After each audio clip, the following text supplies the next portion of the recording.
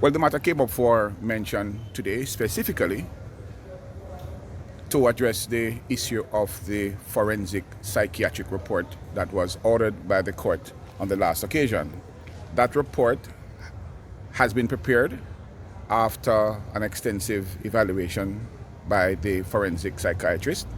The report has been submitted to the court. The learned Director of Public Prosecution, Ms. Paula Llewellyn, is in receipt of the report, and the defense also is in receipt of the report. Well, this morning the matter was mentioned before the court, and the court is satisfied that the report has been presented. 6 new statements has been served on the defense, and 3 additional statements are to be served on the defense. As it relates to the 6 new statements, we don't know what is the content because we just received them this morning.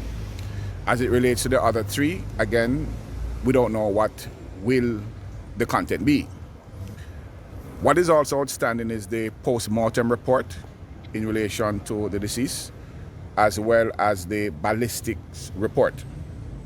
There is an allegation that Mr.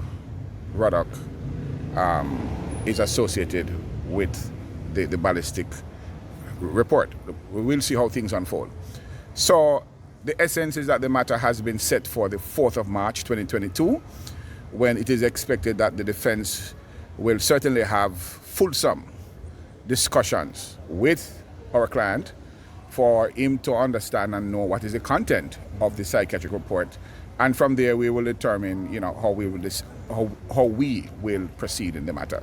So on the 4th of March, both the defense will advise the court how it will proceed, and the prosecution will provide some clarity about the outstanding ballistics report and the post-mortem report.